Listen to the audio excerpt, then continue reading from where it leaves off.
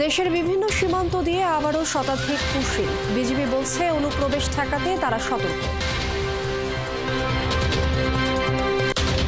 দেশের বেশিরভাগ এলাকায় হালকা থেকে মাঝারি বৃষ্টি, টানা বৃষ্টিতে ভাঙন শুরু হয়েছে দেওয়ানগঞ্জে। মানিকগঞ্জের আদালতে সাবেক এমপি মমতাজের জামিন নাকচ, 2 মামলায় 6 দিনের রিমান্ড মঞ্জুর। গাইবান্ধায় ধান সংগ্রহে অনিয়ম, সরকারি ক্রয় কেন্দ্রে ধান দিচ্ছে একটি সিন্ডিকেট, বঞ্চিত হচ্ছে কৃষক। এবং নিষেধাজ্ঞার মধ্যে রাঙ্গামালী উপকূলে মাছ ধরা চলছে, হুমকির মুখে পড়ছে ইলিশ সহ সামুদ্রিক মাছ।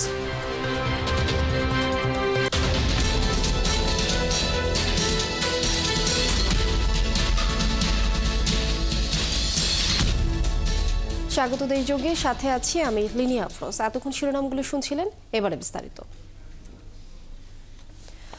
দর্শক, দেশযোগে শুরুতে জানিয়ে দেব সীমান্তে পুশিনের তথ্য। আমাদের কাছে এখনো পাওয়া তথ্য অনুযায়ী বিভিন্ন সীমান্ত দিয়ে 105 জনকে বাংলাদেশে ফেরত পাঠিয়েছে বিএসএফ। সহকর্মীদের দেয়া তথ্য অনুযায়ী কুমিল্লায় সর্বোচ্চ সংখ্যক বাংলাদেশিকে পুশিন করা হয়েছে। তাই আমরা শুরুতে চলে যাচ্ছি কুমিল্লা সীমান্তে। আমাদের সাথে যোগ দিচ্ছেন সহকর্মী এনামুল হক। এনামুল, আপনি সেখানে আছেন। এখন পর্যন্ত কুমিল্লায় কতজন আটক হয়েছে, তাদের কোথায় রাখা হয়েছে এবং তাদের ব্যাপারে বিজিবি কি বলছে? আরেকটি বিষয়, সীমান্তে বিজিবির টহল এখন কেমন দেখছেন?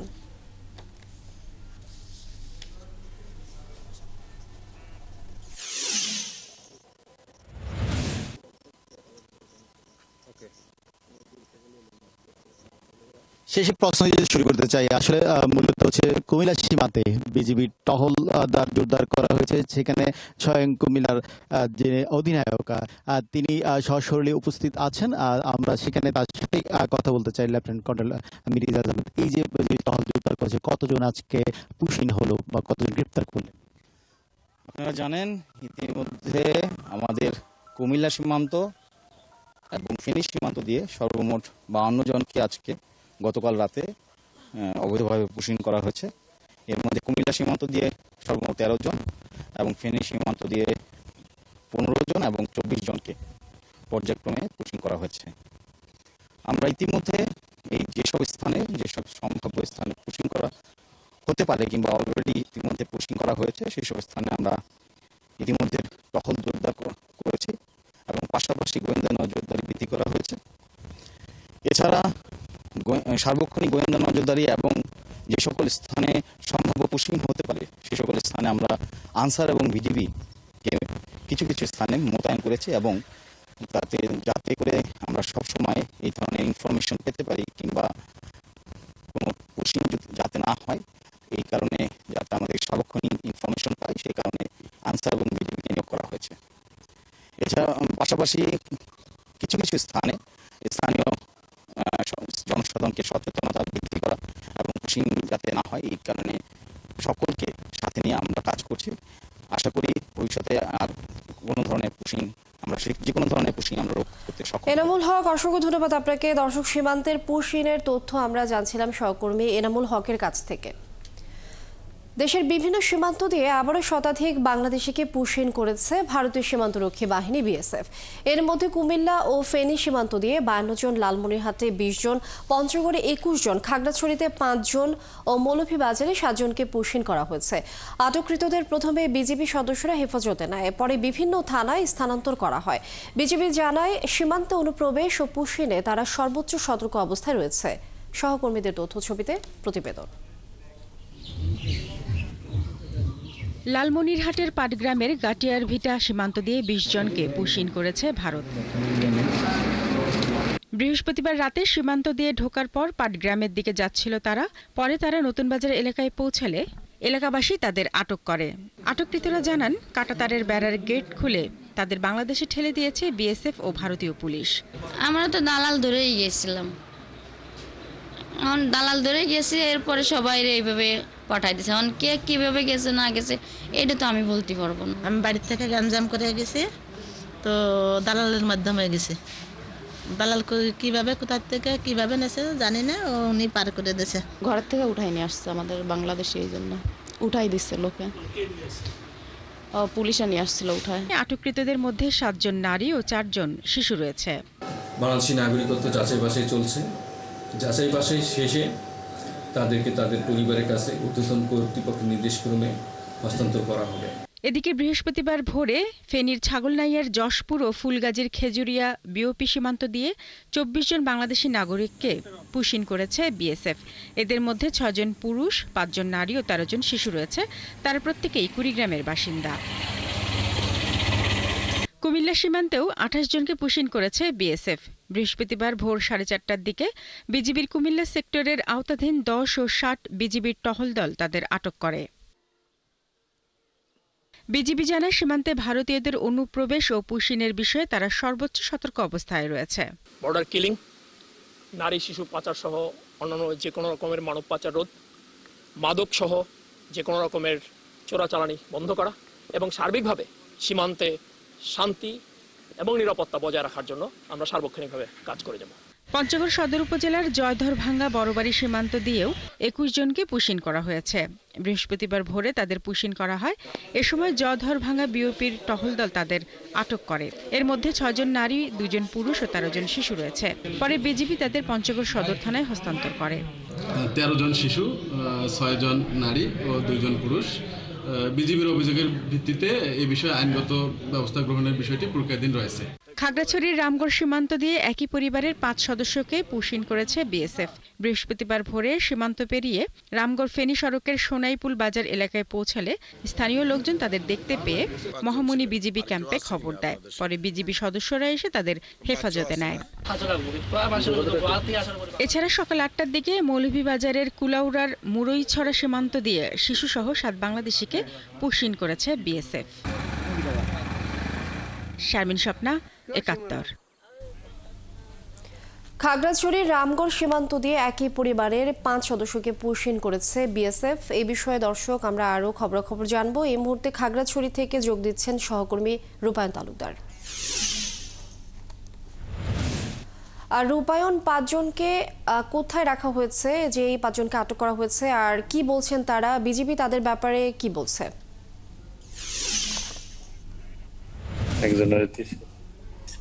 হ্যাঁ লিনিয়া, আপনি যেমনটি বলছিলেন, বৃহস্পতিবার ভোর রাতে ভারতীয় সীমান্ত রক্ষা বাহিনী বিএসএফ 5 জন সদস্যকে খাগড়াছড়ি রামগড় উপজেলা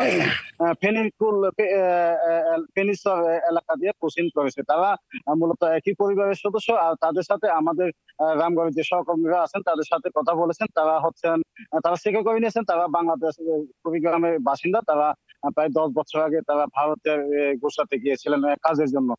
তো আমি এই বিষয়টা নিয়ে খাগড়াছড়ি জেলা প্রশাসক বিএম ইফতিখারুল ইসলাম খন্দকারের সাথে কথা বলেছি। তিনি যে বিষয়টি আমাকে জানিয়েছেন, বর্তমানে তাদেরকে রামগড় সরকারি উচ্চ বিদ্যালয়ের মাঠে রাখা হয়েছে। তবে তারা আদৌ বাংলাদেশি কিনা সে বিষয় নিয়ে যাচাই বাছাই চলছে। যাচাই বাছাই শেষে আইনি প্রক্রিয়ার মাধ্যমে তারা যদি বাংলাদেশি হয়ে থাকেন তবে তাদের পরিবারের কাছে হস্তান্তর করা হবে বলে খাগড়াছড়ি জেলা প্রশাসক জানিয়েছেন। লিনিয়া, এখানে আরেকটা বিষয় হচ্ছে, এর আগে গত 7 তারিখে, গত 7ই মে খাগড়াছড়ির মাটিরাঙ্গা দক্ষিণ শান্তিপুর এবং আচলং এবং পানছড়ি এছাড়াও রামগড় উপজেলার একজন মোট 81 জনকে পুশিন করেছিল ভারতীয় সীমান্ত রক্ষা বাহিনী। এ নিয়ে খাগড়াছড়ি জেলাতে মোট 86 জনকে পুশিন করেছে ভারতীয় সীমান্ত রক্ষা বাহিনী। তবে যাদেরকে আগে পুশিন করা হয়েছে তাদেরকে তাদের পরিবারের কাছে হস্তান্তর করা হয়েছে বলে খাগড়াছড়ি জেলা প্রশাসক আমাকে জানিয়েছেন। লিনিয়া। আর রূপায়ণ তালুকদার, অসংখ্য ধন্যবাদ। দর্শক, খাগড়াছড়ি রামগড় সীমান্ত দিয়ে একই পরিবারের 5 সদস্যকে পুশিন করেছে বিএসএফ। সেখানকার সর্বশেষ খবর জানাচ্ছিলেন সহকর্মী। সিলেট, রংপুর, ময়মনসিংহ, ঢাকা, রাজশাহী, খুলনা, বরিশাল সহ চট্টগ্রাম বিভাগের বেশিরভাগ এলাকায় হালকা থেকে মাঝারি ধরনের বৃষ্টি শুরু হয়েছে। এ নিয়ে আবহাওয়া অধিদপ্তর জানিয়েছে, এই বৃষ্টির পাশাপাশি দেশের দিন ও রাতের তাপমাত্রা সামান্য বৃদ্ধি পাবে এবং তা অব্যাহত থাকবে। সহকর্মীদের তথ্য ছবিতে প্রতিবেদন। সিলেটে বৃহস্পতিবার সকাল 9টা থেকে বেলা 11টা পর্যন্ত 66 মিলিমিটার বৃষ্টিপাত রেকর্ড করা হয়েছে। এতে সুরমা ও কুশিয়ারা সহ সব নদ নদীর পানি কিছুটা বাড়লেও বিপদসীমার নিচে রয়েছে। আমরা সিলেটে তো তুফানি হইলেও বন্যা হয়ে যায়, যেহেতু এটা সুরমা নদীর গতকালকে পানি আর অনেক কম আছিল, তো আজকে পানি অনেকটা বাড়ছে। কালভার্ট তৈরি অন্যা দিকিয়া বন্যার পানিটা বিভিন্ন এলাকা যেতে পারে না, যার কারণে গিয়া শহরও পানিওর। পানি উন্নয়ন বোর্ড জানিয়েছে নদ নদীর পানি বিপদসীমার নিচে রয়েছে। তবে আগাম বন্যার সতর্কতায় জেলা প্রশাসক বন্যা প্রবণ এলাকাগুলোর জন্য নৌকা ও অন্যান্য সরঞ্জাম প্রস্তুত রাখার নির্দেশ দিয়েছেন। জেলা উপজেলা কমিটির সভা করেছি।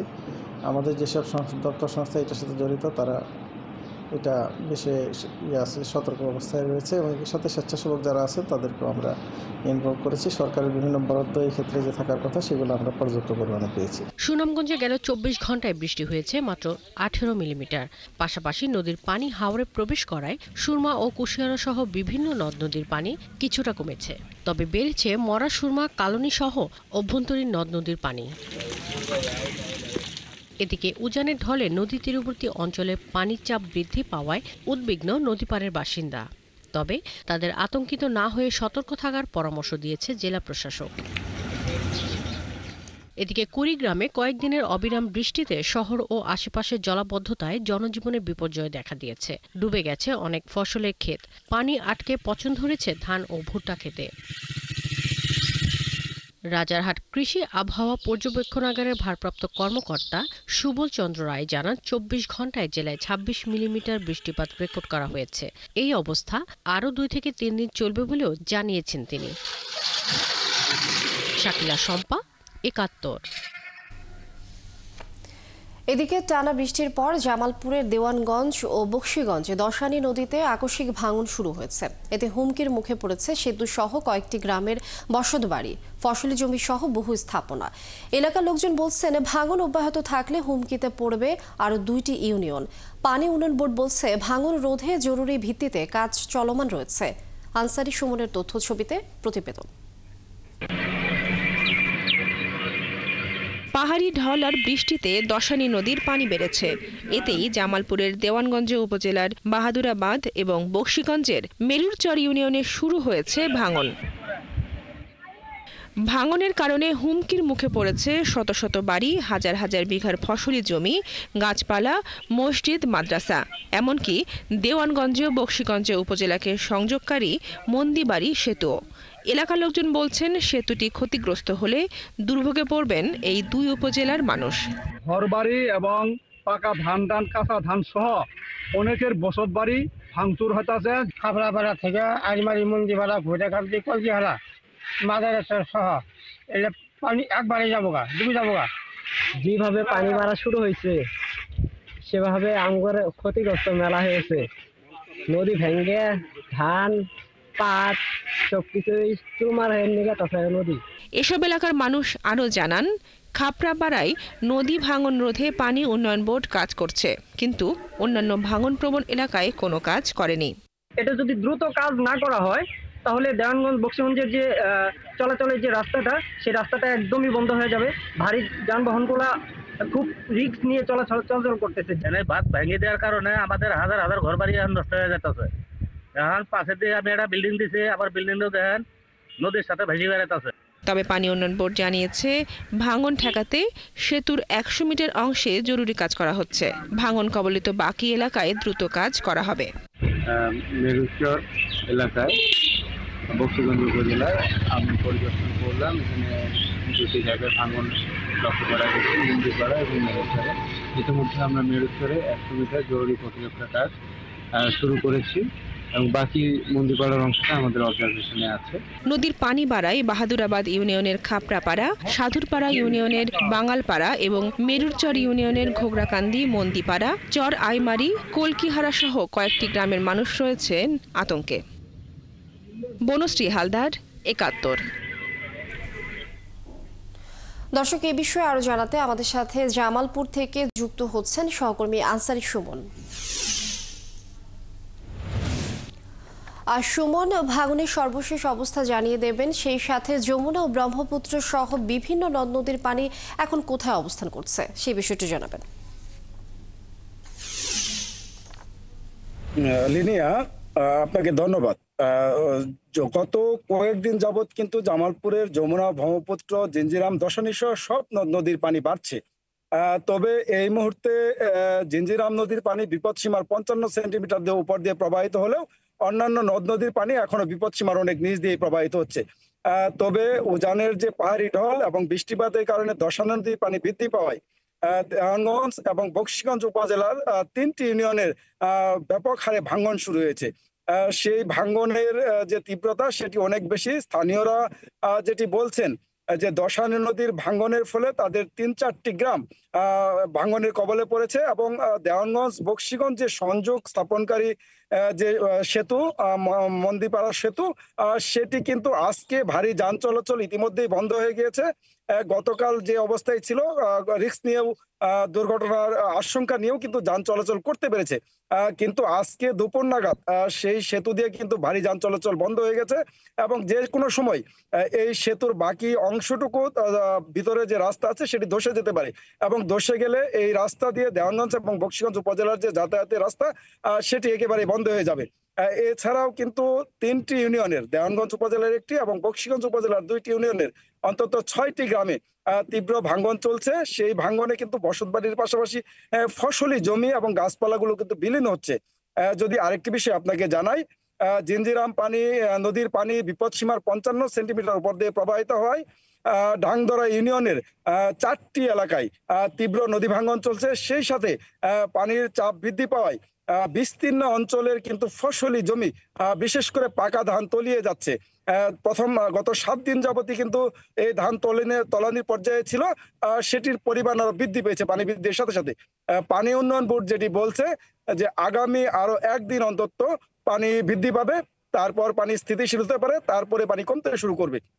যদিও পানি উন্নয়ন বোর্ডের পক্ষ থেকে বলা হচ্ছে যে সব এলাকায় জরুরি ভিত্তিতে কাজ করার প্রয়োজন, তারা সেই সব এলাকায় কাজ করার প্রস্তুতি নিচ্ছেন, কিন্তু ভাঙন অব্যাহত থাকায় স্থানীয় এলাকাবাসী যেমন আতঙ্কিত হয়ে পড়েছেন, তেমনি এইসব অঞ্চলে কৃষকরা খুবই বিপজ্জনক অবস্থায় রয়েছেন, কারণ তাদের পাকা ধান পানিতে তলিয়ে যাওয়ায় তারা যেমন সেটি কাটতে পারছেন না, দিন দিন সেই কাটার আশঙ্কা একেবারে তলিয়ে যাচ্ছে। আনসারী সুমন, অসংখ্য ধন্যবাদ আপনাকে, আপনি যুক্ত থাকুন। পরবর্তীতে জানবো এই বিষয়ে আবারও। দর্শক, ভাঙনের সর্বশেষ পরিস্থিতি আমরা জানছিলাম সহকর্মীর কাছ থেকে।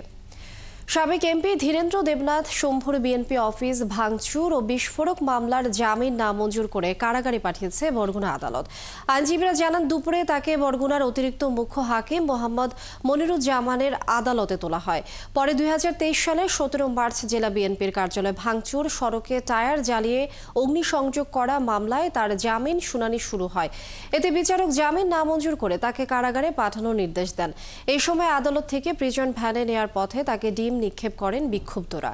এর আগে গত বছরে 12 নভেম্বর রাজধানীর উত্তরা এলাকা থেকে তাকে গ্রেপ্তার করেছিল ঢাকা মহানগর পুলিশ।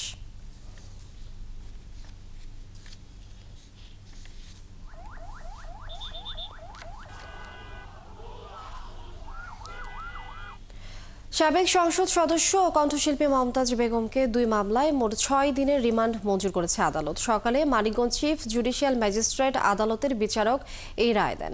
একটি মামলায় তার আইনজীবী জামিনের আবেদন করলেও আদালত তা নামঞ্জুর করেন। সকালে মমতাজকে ঢাকা থেকে মানিকগঞ্জে নেওয়া হয়।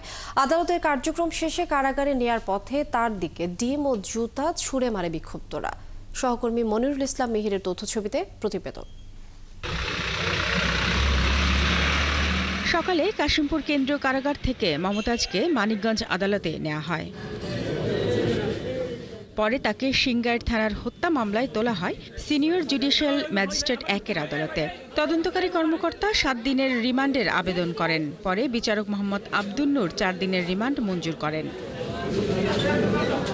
এরপর হরিরামপুর থানার আরেকটি মামলায় তাকে নেওয়া হয় সিনিয়র জুডিশিয়াল ম্যাজিস্ট্রেট আদালত 3-এর আদালতে। ওই মামলার তদন্ত কর্মকর্তা 5 দিনের রিমান্ড আবেদন করেন। বিচারক আইভি আক্তার রিমান্ড মঞ্জুর করেন 2 দিনের। কোর্ট আদালতের ভারপ্রাপ্ত পুলিশ কর্মকর্তা আবুল খায়ের জানান, সিংগাইর থানার 2013 সালে সিংগাইর উপজেলার গোবিন্দল এলাকায় হরতালের সমর্থনে মিছিলে পুলিশের গুলিতে 4 জন নিহত হন। এই ঘটনায় মমতাজ বেগমকে প্রধান আসামি করে গত 25 অক্টোবর উপজেলার গোবিন্দল গ্রামের মজনু মোল্লা বাদী হয়ে সিংগাইর থানায় হত্যা মামলাটি দায়ের করেন। এছাড়া হরিরামপুর থানায় মারধর ও ভাঙচুরের মামলাটি 2024 সালের 30 অক্টোবর করা হয়। আজকে হরিরামপুরে একটা মামলা ছিল, সেই মামলা 2 দিন রিমান্ড আছে। সিংহের মামলা 4 দিন। পরবর্তী রিমান্ডে তদন্ত আসলে তখন গভর্নমেন্ট পরবর্তী পদক্ষেপ নেবে। এদিকে আদালতের কার্যক্রম শেষ করে মমতাজকে প্রিজন ভ্যানে তোলার সময় কিছু লোক তার দিকে ডিম ও জুতা ছুঁড়ে মারে।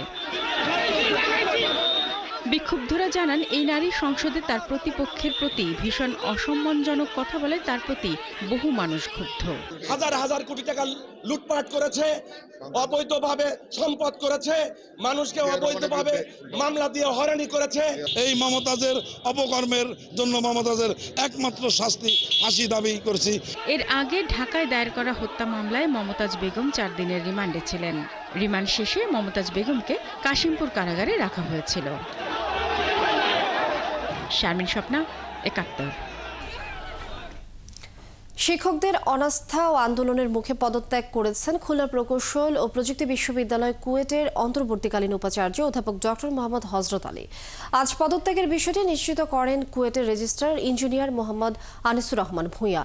অধ্যাপক হযরত আলী মাত্র 18 দিন আগে অন্তর্বর্তীকালীন ভিসি হিসেবে দায়িত্ব নেন, কিন্তু শিক্ষক সমিতি তার বিরুদ্ধে অনাস্থা প্রকাশ করে পদত্যাগের দাবি জানায়। সকালেও কুয়েটের ভিসির দায়িত্ব থেকে তার পদত্যাগ, যোগ্য ভিসি নিয়োগ ও দ্রুত কুয়েটের অচলাবস্থা নিরসনের দাবিতে ক্যাম্পাসে মানববন্ধন করেন শিক্ষকরা। তাদের এই দাবির সাথে একাত্মতা জানিয়ে বিশ্ববিদ্যালয়ের 19 ব্যাচের শিক্ষার্থীরাও মানববন্ধনে যোগ দেন। মানববন্ধনে সভাপতিত্ব করেন কুয়েট শিক্ষক সমিতির ভারপ্রাপ্ত সভাপতি প্রফেসর গোলাম কাদের। এর আগে শিক্ষার্থীদের আন্দোলনের মুখে গত 25 এপ্রিল কুয়েটের উপাচার্য অধ্যাপক ডক্টর মোহাম্মদ মাসুদ এবং উপ উপাচার্য অধ্যাপক ডক্টর শেখ শরীফুল আলমকে অব্যাহতি দিয়েছিল শিক্ষা মন্ত্রণালয়।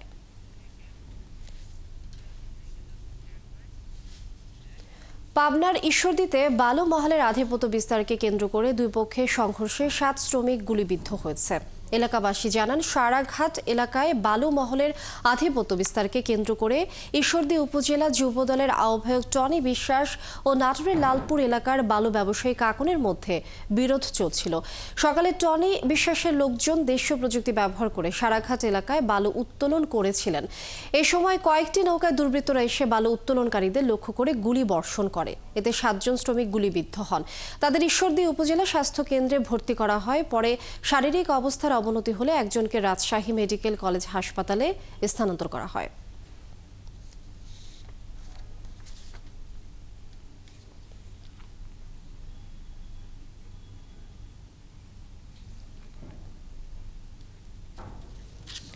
নারায়ণগঞ্জের ২৫০০-এ একটি বাসায় গ্যাস লিকেজ থেকে বিস্ফোরণে 4 শ্রমিক দগ্ধ হয়েছেন। তাদের উদ্ধার করে জাতীয় বার্ন ও প্লাস্টিক সার্জারি ইনস্টিটিউটে চিকিৎসা দেওয়া হচ্ছে।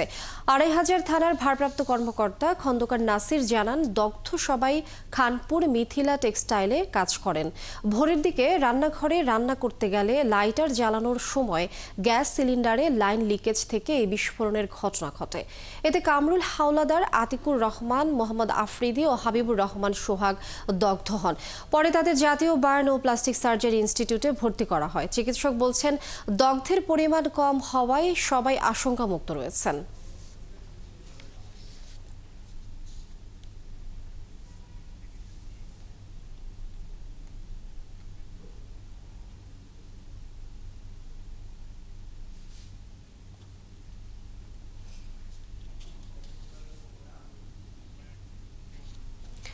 ঢাকা টাঙ্গাইল যমুনা সেতু মহাসড়কে বাসে ডাকাতির পর ঢাকা টাঙ্গাইল সহ উত্তরবঙ্গে সব রুটে ঈদের যাত্রা নিরাপদ করতে নিরাপত্তা ব্যবস্থা বাড়ানো হয়েছে।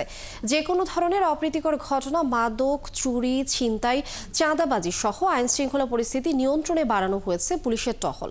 এদিকে টাঙ্গাইলের পুলিশ কর্মকর্তারা জানিয়েছেন, মঙ্গলবারের বাস ডাকাতির তদন্ত চলছে, এখনো কেউ আটক হয়নি। সহকর্মীদের তথ্য ছবিতে প্রতিবেদন। মঙ্গলবার রাত 11:30 থেকে বুধবার ভোর 5টা পর্যন্ত ডাকাত দল যাত্রীদের সবকিছু লুটে নেয়। এ সময় নারী যাত্রীদের শ্লীলতা চেষ্টা করে ডাকাতরা। সেই ঘটনায় এখনো কেউ গ্রেপ্তার হয়নি। পুলিশ কর্মকর্তারা জানান, তদন্ত চলছে, শিগগিরই অভিযুক্তরা গ্রেপ্তার হবে। জেলা গোয়েন্দা শাখা এবং সদর থানার বেশ কয়েকটি টিম ইতোমধ্যে মাঠে কাজ করছে এবং আমরা আশাবাদী। আমরা বিগত দিনেও এই ধরনের ডাকাতি মামলার ঘটনা রহস্য উন্মোচন করেছি, দেশবাসীকে জানিয়েছি। নিশ্চয়ই এবারও আমরা এই ঘটনার ডিটেক্ট করব এবং আসামি গ্রেপ্তার করব। ঢাকা টাঙ্গাইল যমুনা সেতু মহাসড়কে আল ইমরান পরিবহনের এই ডাকাতির পর সড়কের সব জায়গায় নিরাপত্তা বাড়িয়েছে পুলিশ। আমার সীমানায় মাদারজানি ব্রিজ থেকে শুরু করে এলাকা বাস স্ট্যান্ড পর্যন্ত আমার এখন অতিরিক্ত 2টা হুন্ডামল ডিউটি কাজ করতেছে। 3টা থেকে 4টা picket duty, traffic picket duty রাতভরে ওখানে ডিউটি চলমান আছে। এদিকে এই ঘটনার পর সাভারেও বাড়তি নিরাপত্তা ব্যবস্থা নিয়েছে ঢাকা জেলা পুলিশ, কারণ উত্তরবঙ্গের বেশিরভাগ বাস যাতায়াত করে সাভার নবীনগর হয়ে। এদিকে অতিরিক্ত পুলিশ সুপার শাহিনুর কবির জানান, ঈদকে কেন্দ্র করে যে কোনো ধরনের অপ্রীতিকর ঘটনা, মাদক, চুরি, ছিনতাই, চাঁদাবাজি সহ আইন শৃঙ্খলা পরিস্থিতি নিয়ন্ত্রণে রাখতে প্রয়োজনীয় সব ব্যবস্থা নেওয়া হয়েছে। ঈদ উপলক্ষে নিরাপত্তার ক্ষেত্রে গবাদি পশুর যে সমস্ত হাটগুলো বসবে সেই হাটের ভেতরে থাকবে অজ্ঞান পার্টির জন্য আলাদা টিম থাকবে। এছাড়া হাট থেকে যারা বের হয়ে যাওয়ার পথে যাতে কোনো রকমের যদি ছিনতাই না হয় সেদিক দিয়ে পুলিশ লাইন থেকে আমাদের পর্যাপ্ত ফোর্স থাকবে। ট্রাফিক ম্যানেজমেন্টের ক্ষেত্রে প্রতি 1 কিলো দূরে দূরে আমাদের একটা করে মোবাইল টিম থাকবে। তিনি আরো জানান, যে কোনো অপ্রীতিকর ঘটনা এড়াতে পুলিশের সাথে যৌথ বাহিনীও বিশেষ অভিযান চালাবে। গেল 5 মাসে আশুলিয়া থানায় 3টি ডাকাতি, 5টি ছিনতাই ও 8টি চুরির মামলা হয়েছে। এই সকল মামলায় মোট 15 জনকে গ্রেপ্তার করেছে আশুলিয়া থানা পুলিশ। ফারদিন নীরব, 71। বগুড়ার শেরপুরে প্রাথমিক বিদ্যালয়ের নামে দান করা জমিতে স্কুল ভবন সরিয়ে নির্মাণ করা হচ্ছে মাছের আড়ত, তাও প্রশাসনের নাকের ডগায়। রণবীর বালায় এই আড়ত বসেছে একটি চক্র। শিক্ষাবিরোধী এই কাণ্ডে চারিদিকে নিন্দার ঝড় উঠলেও মাছ ব্যবসায়ীদের একাংশ দেখাচ্ছেন নানা যুক্তি। তার চেয়েও বড় কথা, আড়ত নির্মাণে ব্যবসায়ীদের সাথে যুক্ত হয়েছেন খোদ প্রধান শিক্ষকও। যদিও স্কুলের জমিতে আড়ত নির্মাণ বন্ধে জেলা প্রশাসক কঠোর হুঁশিয়ারি দিয়েছেন। এসএম আবু সাইদের প্রতিবেদন, ছবি তুলেছেন মাসুদ বাবু। শেরপুরের রণবীর বালা এলাকায় দরিদ্র পরিবারের সন্তানদের শিক্ষা নিশ্চিত করতে 2004 সালে গ্রামবাসীর উদ্যোগে প্রতিষ্ঠিত হয় একটি বেসরকারি প্রাথমিক বিদ্যালয়। বছর 2 পর সড়কের 2 পাশে 15 ও 21 শতক পরিমাণ 2টি পৃথক জমি স্কুল নির্মাণের জন্য দেয় এলাকার একজন দাতা। এখন সরকারি উদ্যোগে স্কুল নির্মাণ না হওয়ার অজুহাতে স্কুলের সেই জমিতে মাছের আড়ত নির্মাণ করতে মরিয়া হয়ে উঠেছে একটি চক্র। প্রশাসনের নিষেধাজ্ঞা থাকা সত্ত্বেও এরই মধ্যে স্কুল ভবন সরিয়ে নেওয়া হয়েছে। কেন এমন সিদ্ধান্ত জানতে চাইলে সাংবাদিকদের উপরেই দলগতভাবে চড়াও হন ওই চক্রের লোকজন। আমাদের বেচাকেনা সকাল 8টার থেকে 9টা পর্যন্ত, আবার মনে করেন 9টার থেকে 10টা, 11টা, 12টা পর্যন্ত, তারপর শেষ বেচাকেনা। কথা বলছেন, সকালবেলা স্কুল চলবে। মনে করেন এই এলাকার মধ্যে আমাদের কোনো স্কুল নাই, স্কুলের জন্য মনে মুরব্বীরা দিয়ে দিচ্ছে, সেই জিনিসটা মনে করেন তারা নিয়ে যায় মাটি কাটি গরিবের হক। আমাদের ছেলেপেলেরা ওখানে লেখাপড়া করবে, আমরা অবিলম্বে ওইখানে স্কুল স্থাপিত চাই। ব্যবসা যে কোনো জায়গায় করতে পারবে, কিন্তু আমাদের দাবি যে স্কুলটা হোক। এখনো সরকারি বেতন পান না শিক্ষকরা, তাই মাছ ব্যবসায়ীদের এক অংশের এই উদ্যোগে সামিল হয়েছেন খোদ প্রধান শিক্ষকও। নতুন স্থানে দ্রুত পাঠদান শুরু করবেন বলেও জানান তিনি। কারণ জায়গাটা নিচু ছিল, এখানে জায়গাটা বড় আছে, সেই জন্য এখানে জায়গাটা করছি আমরা। দেখুন যে ঠিক আছে, সমস্যা নেই। টিও স্যারকে আমরা জানি, তো টিও স্যার জানে, এসিলেন জানে এবং টিওনো স্যারও জানে, সবাই জানে। এদিকে স্কুলের জমি নিয়ে এমন কাণ্ডে হতবাক জমিদাতা। এলাকাবাসীও এ নিয়ে ক্ষোভ জানান। স্কুল তারা প্রতিষ্ঠিত করুক, আমি এটাই চাই। গ্রামের সবাই বলতেছিল যে গ্রামে স্কুল নেই। এরকম অনেকদিন ঘোরাঘুরি পরে, প্রায় বছর 5-6 ঘোরাঘুরির পরে আমি রাজি হয়েছি। স্কুল নির্মাণ নিয়ে কথা বলতে চাইলে নানা দাপ্তরিক কাজে জটিলতা দেখান উপজেলা নির্বাহী কর্মকর্তা। যদিও জেলা প্রশাসক জানান স্কুলের পক্ষে তিনি কঠোর অবস্থান নেবেন। তারা জায়গা জমি দান করেছিল, তারা যেহেতু আমি জেনেছি যে তারা আমাদের সংশ্লিষ্ট দপ্তরকে অবহিত না করেই তাদের নিজ উদ্যোগে তারা এই জায়গাটা দান করে। এই জায়গাটা আমরা প্রতিটি থাকবে, যেহেতু সেটা মহাপরিচালক দানকৃত, এখানে কোনো আরো প্রতিষ্ঠা আমরা অন্তত লিখিতভাবে কোনো অনুমতি দেওয়া হবে না।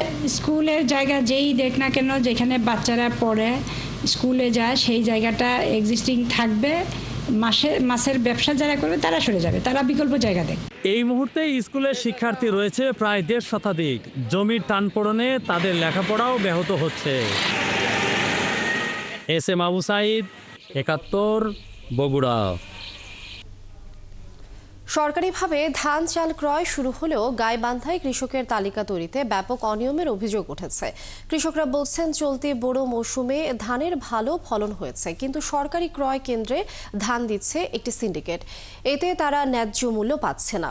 তবে জেলার খাদ্য নিয়ন্ত্রক কর্মকর্তা জানান নিয়ম মেনে কার্ডধারী কৃষকদের কাছ থেকে ধান সংগ্রহ করা হচ্ছে। শামীম আল শাম্মর তথ্য ছবিতে প্রতিবেদন। মাঠ জুড়ে দোল খাচ্ছে পাকা ধান। আবহাওয়া অনুকূলে থাকায় আর রোগবালাই না হওয়ায় ধানের ফলনও ভালো, কিন্তু দাম নিয়ে শঙ্কায় কৃষক। এবছর গাইবান্ধার ৭ উপজেলায় ১,২৯,০২০ হেক্টর জমিতে বোরো চাষ হয়েছে। কৃষকরা বলছেন বোরো মৌসুমে ৪৯ টাকায় চাল ও ৩৬ টাকা কেজি দরে ধান কিনছে সরকার। মুনাফা বেশি হওয়ার কারণে হুমড়ি খেয়ে পড়ছে একটি সিন্ডিকেট চক্র। তাদের দাপটে সাধারণ কৃষকরা ক্রয় কেন্দ্রের আশেপাশেই ভিড়তে পারছেন না। আমরা তো ওখানে পাত্তাও পাই না, কিন্তু অফিসাররা টাকা খায়, যাদের টাকা খায় তাদের কাছেই ধান নেয়। আমরা উৎপাদন করি গ্রাম, শহর থেকে আসি, যারা গোডাউনের মালিক, যারা লাইসেন্সের মালিক, তারাই আসি আমাদের কাছে এই কম দামে ধান নিয়ে তারা ১৪০০-১৫০০ টাকা করে গোডাউনে ঢুকাচ্ছে। কৃষকরা আরও জানান ক্রয় কেন্দ্রে গেলেও ধান কেনা শেষ বলে জানিয়ে দেওয়া হচ্ছে। এতে বাধ্য হয়ে বাজারে ২২ টাকা মূল্যে কেজি প্রতি ধান বিক্রি করে দিচ্ছেন তারা। এখানে তো আমরা কোনো পাত্তাই পাই না, অফিসারের সাথে ওরা ব্যস্ত, তারপর অনেক সিন্ডিকেট, অনেক ঝামেলা। খরচ করিয়ে ধানের দাম পাই না, এত কষ্ট করে লাভ কি? ধান আবাদ না করে অন্য আবাদ করা ভালো হবে।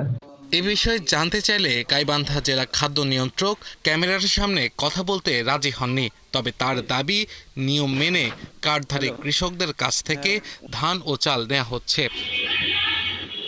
আর কৃষি সম্প্রসারণ অধিদপ্তরের উপপরিচালক জানান ১১টি কেন্দ্রে ৯,৩৮৫ মেট্রিক টন ধান সংগ্রহের লক্ষ্যমাত্রা নির্ধারণ করা হয়েছে।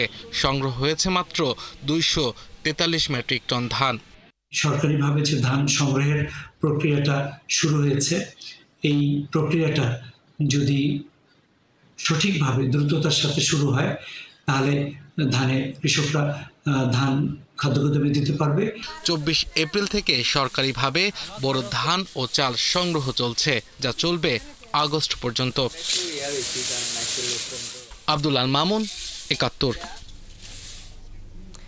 জমে উঠতে শুরু করেছে রাজশাহীর আমের সবচেয়ে বড় বাজার বানেশ্বর হাট। বিভিন্ন গুটি জাতের পাশাপাশি একে একে হাটে উঠছে সুস্বাদু গোপালভোগ, লখনা সহ অন্যান্য জাতের আম। তবে সাতক্ষীরায় আগাম জাতের আমের ভরা মৌসুম চলায় রাজশাহী বানেশ্বরে কাঙ্ক্ষিত কেনা বেচা এখনো শুরু হয়নি বলছেন বিক্রেতারা। যদিও আগামী সপ্তাহ থেকে পুরো দমে বেচা কেনা শুরু হবে বলে জানিয়েছেন হাট ইজারাদাররা। মেহেদি হাসানের ছবিতে রাশিদুল হক রুশুর প্রতিবেদন। সকাল সকাল বাগান থেকে ঝুড়ি ভর্তি সতেজ আম চলে আসে বানেশ্বর হাটে। থরে থরে আমের পসরা সাজাতে ব্যস্ত হয়ে ওঠেন বিক্রেতারা। শুরু হয় বেচাকেনা। এবারের ম্যাঙ্গো ক্যালেন্ডার অনুযায়ী ১৫ই মে থেকে শুরু হয়েছে আম সংগ্রহ। এর মধ্যে বিভিন্ন জাতের গুটি আমের পাশাপাশি হাটে উঠেছে গোপালভোগ, লক্ষণভোগ। তবে আমের দাম নিয়ে কিছুটা হতাশ বিক্রেতারা। মোটামুটি গাছের উপরেই ৯০০-১০০০ দাম পড়ছে, কিন্তু মার্কেটে লিয়ানি বেচা কিনা চলছে। মোটামুটি ধরেন যে ৭০০ বেচা লাগছে। লখনা আছে ৮০০ টাকা বাজার, আর গোপাল আছে ২০০০-১৮০০। গোপালভোগ আমটা প্রথম থেকে যদি আমরা ২.৫ থেকে ৩-এর মধ্যে পেতাম, যেহেতু গোপালভোগ সংখ্যা কম, সেটা আমরা পাইনি। আসছে কোরবানি ঈদ, সাতক্ষীরায় পর্যাপ্ত আগাম আমের সরবরাহ এবং এখন পর্যন্ত খিরসাপাতি ও ল্যাংড়া আম বাজারে না আসায় কাঙ্ক্ষিত পাইকার নেই বানেশ্বরে, এমনটাই বলছেন আম ব্যবসায়ীরা। সাতক্ষীরাতে অনেক আম উঠতেছে, ওখানে মানে অনেক আম ওঠার জন্য এখানে একটু কম আসতেছে, আমাদের দিকে এখন উঠতেছেও কম। পার্টি সবাই গৃহস্থ সম্পূর্ণ, সবাই তো ভাঙা শুরু করে নাই, অল্প অল্প আসছে। জমবে সামনে ঈদের পরে বাজারটা ভালো লাগে, লোক জমবে। তবে সপ্তাহ ব্যবধানে আমের হাট ভরে উঠবে জানিয়ে আম কিনতে আসা পাইকার ও ব্যবসায়ীরা যেন নির্বিঘ্নে কেনাকাটা করতে পারে সেজন্য সার্বিক নিরাপত্তা নিশ্চিত করা হয়েছে বলছে হাট কমিটি। থানা এবং টিওনো এবং হাইওয়ে সবাই আমাদের সহযোগিতা করছে, আমাদের থেকেও আছে এবং প্রশাসন থেকেও আছে। ব্যাপারীদের জন্য আমরা সার্বিক সহযোগিতা থাকার থেকে শুরু করে আপনার সব দিক দিয়ে তাদের জন্য আমাদের সহযোগিতা থাকবে। এবছর জেলায় ২,৬০,০৬ মেট্রিক টন আম উৎপাদন লক্ষ্যমাত্রা আশা করছে কৃষি বিভাগ। আর চলতি মৌসুমে আমের এই হাটে ৭০ থেকে ১০০ কোটি টাকার আম বাণিজ্যের আশা করছেন হাট ইজারাদাররা। রাশিদুল হক রুশো, ৭১, রাজশাহী। এবার কোরবানির ঈদের আগে চট্টগ্রামের ভোগ্য পণ্যের সবচেয়ে বড় পাইকারি বাজার খাতুনগঞ্জে এখন পর্যন্ত লবঙ্গের দাম কেজি প্রতি 20 টাকা বেড়েছে। কমেছে এলাচ, দারুচিনি, গোলমরিচ, জিরা, ধনিয়া সহ সব ধরনের মশলা পণ্যের দাম। বাজারে পর্যাপ্ত সরবরাহ থাকলেও পাইকারি বাজারে ক্রেতা না থাকায় দামে প্রভাব পড়েছে বলছেন ব্যবসায়ীরা। ক্রেতারা অবশ্য বলছেন গত 1 বছর ধরে গরম মশলার দাম বেড়েছে অসহনীয় মাত্রায়, এর থেকে দাম কমেনি। প্রণবেশ চক্রবর্তীর প্রতিবেদন, ছবি তুলেছেন বাবুন পাল। ভোগ্যপণ্যের বড় পাইকারি বাজার খাতুনগঞ্জের মশলার মোকামগুলো ভর্তি নানান রকম বাহারি মশলা পণ্যে। ব্যবসায়ীরা জানান এ সপ্তাহে ইন্দোনেশিয়া থেকে আসা লবঙ্গের দাম 20 টাকা বেড়ে বিক্রি হচ্ছে 1250 টাকায়। তবে এলাচ, দারুচিনি, গোলমরিচ, ধনিয়া, জিরা সহ সব ধরনের মশলা পণ্যের দাম নিম্নমুখী। 602 টাকা থেকে জিরা মার্কেটে কম বর্তমানে 585 চলে আসছে। মিষ্টি জিরা 167 টাকা, 65 টাকা, দারচিনি 390 টাকা। যারা গ্রামে বিক্রি করতেছে এদেরও বেচা বিক্রি নেই, এরা বেচা বিক্রি করতে না পারলে আমাদের এখানে পাইকারি বাজারে আসে এরা মাল কিনে নিচ্ছে না, এই জন্য বেচা বিক্রিটা কম। মশলার সাথে রিলেটেড যা আছে কোনো কিছু দাম বাড়ে নাই আর বাড়বে না সামনে। গুয়েতেমালা এবং ইন্ডিয়া থেকে আসা লার্জ মিডিয়াম গ্রেড এলাচ 300 টাকা কমে বিক্রি হচ্ছে 4100 টাকায়। আর সবচেয়ে ভালো মানের গুয়েতেমালা থেকে আসা আরএস জাম্বো এলাচ 100 টাকা কমে কেজি প্রতি বিক্রি হচ্ছে 4750 টাকায়। চায়না দারুচিনির দাম 10 থেকে 15 টাকা কমে বিক্রি হচ্ছে 370 টাকায়। আর ভিয়েতনাম থেকে আসা দারুচিনির দাম কমেছে 30 টাকা। মাদাগাস্কার, ব্রাজিল থেকে আসা গোলমরিচের দামও 10 থেকে 15 টাকা কমে বিক্রি হচ্ছে 1080 টাকায়। বিশ্ববাজারে কমায় ধনিয়া, জিরার দামও নিম্নমুখী। তবে বাজারে ক্রেতা নেই জানান ব্যবসায়ীরা। আমরা প্রতি বছর বসে থাকি যে রমজানের পরে কোরবানের একটা সিজন মশলার ভালো চলে, অন্ততপক্ষে লং, এলাচি, ডালচিনি, জিরা এসব আইটেম খুব ভালো চলে, কিন্তু এইবার এটা চলতেছে না। বন্দরে কাস্টমস কর্মকর্তা কর্মচারীদের কলম বিরতি বা পরিবহন শ্রমিকদের ধর্মঘটের কারণে সরবরাহ বিঘ্নিত না হলে মশলা পণ্যের দামে হেরফের হবে না বলছেন ব্যবসায়ীরা। এখানে মালের ড্যামেজ দিতে হচ্ছে, মালের ড্যামেজ উঠতেছে, এগুলি আমরা যেখানে আমাদের আপনার মাধ্যমে কাস্টম চেয়ারম্যান মহোদয়কে বিনীতভাবে জানাবো যে এগুলি যেন গত বছরের জুলাই থেকে এবছরের এপ্রিল পর্যন্ত গত 10 মাসে চট্টগ্রাম বন্দর দিয়ে এলাচ এসেছে 1613 মেট্রিক টন, দারুচিনি এবং লবঙ্গ এসেছে যথাক্রমে 10,543 এবং 2154 মেট্রিক টন, গোলমরিচ এসেছে 1009 মেট্রিক টন। প্রণবেশ চক্রবর্তী, 71, চট্টগ্রাম। সাগরে মাছ ধরা চলছে 58 দিনের নিষেধাজ্ঞা। কাগজে কলমে এই নিষেধাজ্ঞা কঠোর হলেও বাস্তবতা একেবারেই ভিন্ন। অনুসন্ধানে জানা গেছে পটুয়াখালী রাঙাবালির সাগর জলসীমায় দিনে দুপুরে চলছে মাছ ধরার প্রতিযোগিতা। বিশেষজ্ঞরা বলছেন এমন চিত্র নিষেধাজ্ঞার উদ্দেশ্যকে ব্যাহত করছে, হুমকিতে ফেলছে সামুদ্রিক জীববৈচিত্র্য ও মাছের প্রজনন। আজ 22 মে বিশ্ব জীববৈচিত্র্য দিবসে কামরুল হাসানের প্রতিবেদন। চরমন্তাজ স্লুইস ঘাট রাঙাবালির সবচেয়ে বড় মাছের ঘাট। নিষেধাজ্ঞার এই সময় ঘাট থাকার কথা ছিল কর্মহীন, কিন্তু বাস্তব চিত্র ভিন্ন। অনেকেই ট্রলারে বরফ তুলছেন, কেউ তুলছেন ডিজেল আর সিলিন্ডার গ্যাস। প্রস্তুতি চলছে সাগরে মাছ ধরার।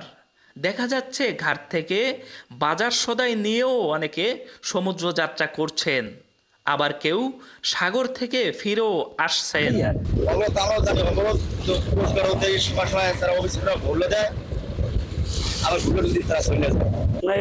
মাছটা ধরতাম আমরা শিবসরে নাম দিয়া পাশার দিয়ে এই লাইন ধরে মাছ ধরি, আমরা মাছ ভালো পাই।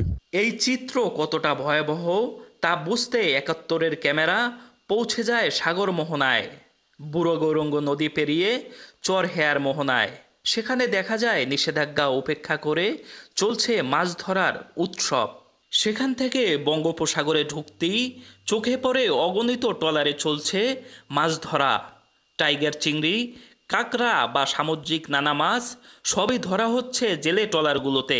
কালকে থেকে 7 দিন কি 8 দিন 9 দিন এভাবে ধরা পড়ে।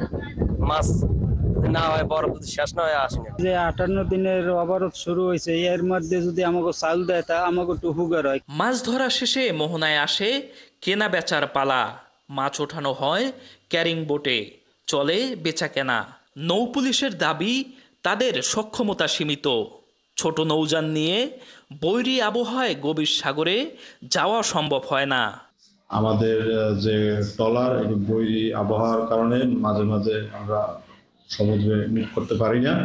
মৎস্য বিভাগ বলছে নিষেধাজ্ঞা লঙ্ঘনকারীদের বিরুদ্ধে আইনগত ব্যবস্থা নেওয়া হবে।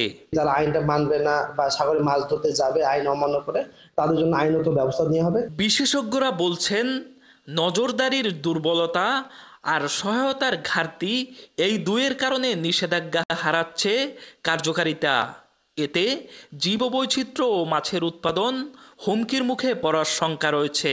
যে ঘাটগুলো রয়েছে এইগুলাকে ডিজিটালাইজড করতে হবে, যে কি পরিমাণ নৌকা আসলে এই সাগরের দিকে যাচ্ছে এবং তারা কি পরিমাণ মাছ নিয়ে আসছে, এবং এইটা যদি আমরা করতে পারি তাহলে কিন্তু এই অবরোধের সময় কিন্তু তারা যেতে পারবে না। সামুদ্রিক জলসীমায় মাছের সুষ্ঠু প্রজনন, উৎপাদন, সামুদ্রিক মৎস্য সম্পদ সংরক্ষণ এবং টেকসই মৎস্য আহরণের জন্য সমুদ্র জলসীমায় 15 এপ্রিল থেকে 11 জুন পর্যন্ত 58 দিন নিষেধাজ্ঞা আরোপ করেছে সরকার। কামরুল হাসান, 71, রাঙাবালি, পটুয়াখালী। চট্টগ্রাম সার্কিট হাউস প্রাঙ্গণকে সর্বজনীন নাগরিক মুক্তাঙ্গন ঘোষণা করার আহ্বান জানিয়েছে চট্টগ্রাম ফোরাম, বাংলাদেশ পরিবেশ আন্দোলন সহ বিভিন্ন সামাজিক সংগঠন। সকালে চট্টগ্রাম সার্কিট হাউস মাঠের সামনে এই মানববন্ধন অনুষ্ঠিত হয়।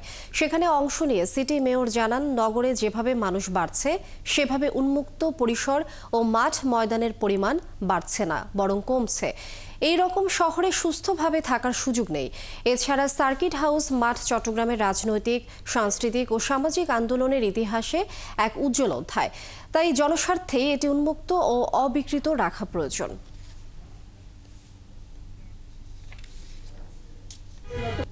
এখানে চিটাগাং মেডিকেল কলেজ, এখানে আশেপাশে এত প্রাইভেট হসপিটাল, এখানে রেলওয়ে হসপিটাল, কাজে এখানে আসলে হসপিটালের আসলে কোনো প্রয়োজন নেই।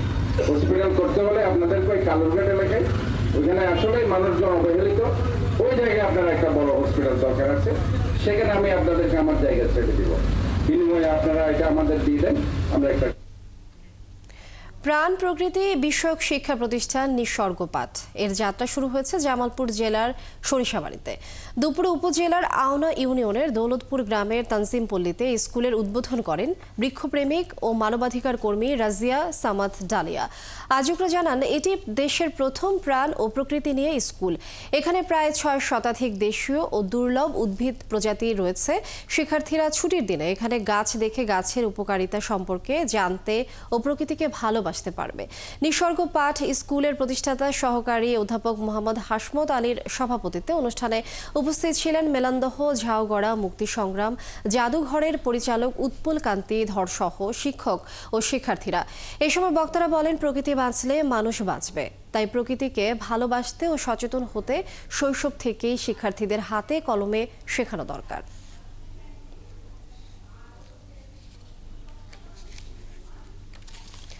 সাভারে অবৈধ হাউজিং কোম্পানির রেলিক সিটি ও ভূমিদস্যু নুরুজ্জামানের হাত থেকে রক্ষার দাবিতে মানববন্ধন ও ইউএনও বরাবর স্মারকলিপি প্রদান করেছে ভুক্তভোগীরা। দুপুরে সাভার উপজেলা কমপ্লেক্সের সামনে বিরুলিয়া ও বনগাঁও ইউনিয়নের বাসিন্দারা এই মানববন্ধন কর্মসূচি পালন করেন। এ সময় তারা বলেন, রাজুকের অনুমোদন ও পরিবেশের ছাড়পত্র ছাড়াই 10 গ্রামের 8,251 বিঘা জমির নকশা করেছে ভূমিদস্যু নুরুজ্জামানের রেলিক সিটি। এর প্রতিবাদ করায় গ্রামবাসীদের হুমকি ও কয়েক দফায় তাদের উপর হামলা চালায় নুরুজ্জামানের সন্ত্রাসীরা। এই বিষয়ে যমুনা টেলিভিশন ইনভেস্টিগেশন প্রতিবেদন প্রচার করলে প্রতিনিধি অপূর্ব আলাউদ্দিনকে প্রাণনাশের হুমকি দেওয়া হয়। দ্রুত সময়ের মধ্যে গ্রামবাসী এসবের প্রতিকার চান।